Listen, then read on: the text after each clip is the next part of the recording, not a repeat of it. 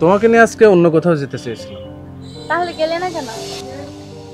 যাবো কিভাবে, তুমি তো এখানে ফুচকা খাবা করে তো দৌড়াইলে। আরে ফুচকাটা খাই না তো কি হয়েছে, প্রত্যেকদিন তো আর ঘুরতে বের হওয়া হয় না।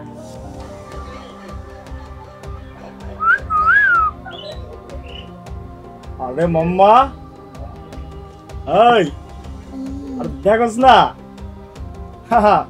পুরাই টসটসা আইটেম। এই চলো এখান থেকে, চলো অন্য কোথাও চলো।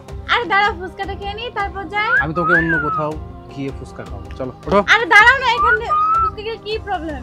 অনেক সমস্যা আছে, আমার এখানে ভালো লাগতেছে না, ওঠো। আচ্ছা আরে দাঁড়াও না, ব্যাগটা নিয়ে নি, এত তাড়াহুড়ো করছো কেন?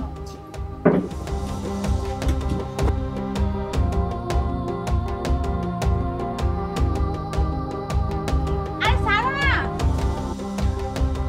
এই লোক দিছে মামা, লোক দিছে আমার দিকে, লোক দিছে।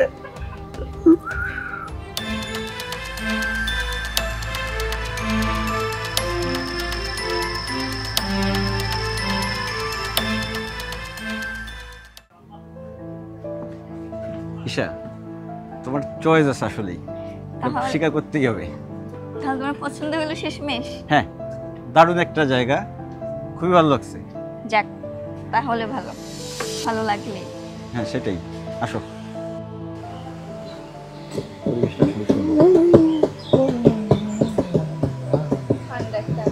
হ্যাঁ, আমরা কিছু নেবো না, ওনারা কিছু নেবে নাকি সেটা দেখ। আপনারা তো প্রতিদিনই আসেন, কিছু তো নেন না। এই বেটা, আমরা কি এখানে ফুচকা খেতে এসেছি? আমরা তো আসি এখানে পাখি দেখতে।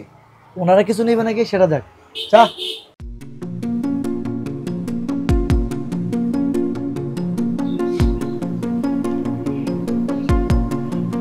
দেখো কি খাবা। ফুচকা দাও, আমার তো ফুচকা ভালো লাগে। তুমি কিছু খেলে দিতে পারো?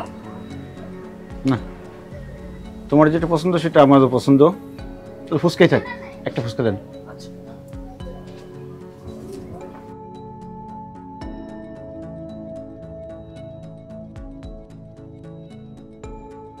এবার পাখিটা না একবার বাচ্চা পাখি, কিন্তু পাখির সাথে যে পক্ষীটা আইছে বুড়া। আর বুড়া হলে কি হবে, মালটার মনে হয় টাকা পয়সা আছে, হ্যাঁ, তা না হলে কি আর এরকম কচি মাল পড়াইতে পারে? আমাদের কপাল না একটুও ভালো না। না, তাতে মনের দুঃখে গান গাই।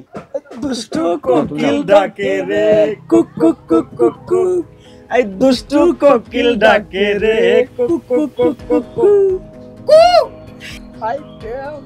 আম্মা, এটা কিন্তু আমার, এটা কিন্তু আমার। আব্বাটা সবসময় আমার আমার, কখনো ভাগ দিছো? হ্যালো, যাব আর দেখছিস, খালার মনে হয় টাকা আছে রে। স্বপ্ন সহ কফি শপে দুজন ফোর্স পড়ান তো। জি স্যার। এখানে দুটো কোকিল পাওয়া গেছে। মামা, জামাল হইতে পারে রে, মালটা মনে হয় বড় রঙের। চল চল চল। এই দাঁড়া, কোথায় যাচ্ছিস? কোকিল পাইছো না? কফি শপে কোকিল পাইছো? বেয়াদব কোথাকার, দাঁড়া, তোদের কোকিল দেখাচ্ছি আজকে, তোদের আজকে কোকিল দেখাচ্ছি। সব কটা একেবারে থানা ঢুকাবো আজকে। তোমাদের জন্য কোনো মা বোন আসতে পারে না এখানে কফি শপে। চেনো কে? আমার আপন ছোট বোন। তোদের মতো ছেলেদের জন্য আজকে কেউ এই সমস্ত কফি শপে আসতে পারে না। মা আসতে পারে না, বোন আসতে পারে না, হাজব্যান্ডের সাথে ওয়াইফ আসতে পারে না, ভাইয়ের সাথে বোন আসতে পারে না। তোদের মতো কুলাঙ্গারদের জন্য টিস করো তোমরা। হ্যাঁ, কফি শপে এসে টিস করতে আজকে দুইটারে আজকে থানায় ঢুকাচ্ছি আমি। স্যার, এবারের মতো আমাদের ক্ষমা করে দেন, আর কখনো আমাদের দ্বারা এরকম কোনো কাজ হবে না। এমনকি আমরা আমাদের মা বোনদের নিরাপদে রাখার চেষ্টা করব। যদি আমাদের মতো কোনো বখাটেরাও এখানে আসে, আমরা তাদেরকে বুঝিয়ে শুধরানোর চেষ্টা করব। আসলে আমরা এটা ভুলে যাই, আমাদের ঘরেও মা বোন আছে।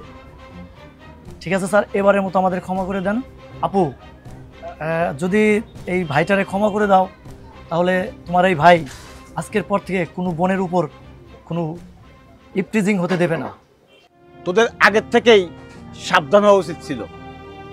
আজকে যদি আমার জায়গায় তুমি থাকতে, তাহলে তুমি বুঝতে পারতে, তোমার বোন নিয়ে যদি তুমি আসতে, এভাবে যদি কেউ টিস করতো তোমার কেমন লাগতো। তোমাদের জন্য কোনো মেয়েরা এই সমস্ত কফি শপে আসতে এখন ইতস্তত বোধ করে, ভয় পায়, আশঙ্কিত। তোমরা যুব সমাজ, তোমরা কেন এগুলো করবে? এগুলো ছেড়ে দাও। তোমরা যদি ভদ্র হও, এই সমাজটাই বদলে যাবে। মা বোনেরা নিশ্চিন্তে নিরাপত্তা যদি তোমরা দাও, তাহলে তারা নিশ্চিন্তে এখানে আসতে পারবে। তোমরা যদি তাদেরকে নিরাপত্তা না দাও, কারা দিবে? তোমরা যুব সমাজ, তোমরা আমাদের গর্ব। তোমরাই পারো এই সমাজকে বদলে দিতে, সুন্দর একটা পরিবেশ ফিরিয়ে আনতে। আচ্ছা, এবারের মতো মাফ করে দিলাম, ভবিষ্যতে যেন আর এগুলো না দেখি। যাও। এবার মতো ক্ষমা করে দাও, আর জীবনও কোনোদিন এরকম হবে না। আর এখানে যদি কেউ ইফটিজিং এর জন্য আসে, তাদেরকে আমরা দেখে নেব, কথা দিলাম। স্যার প্লিজ এবার মতো ক্ষমা করে দেন। স্যার আমরা যাই। আসি স্যার, আসি স্যার। আচ্ছা ঠিক আছে। আপু থাকেন।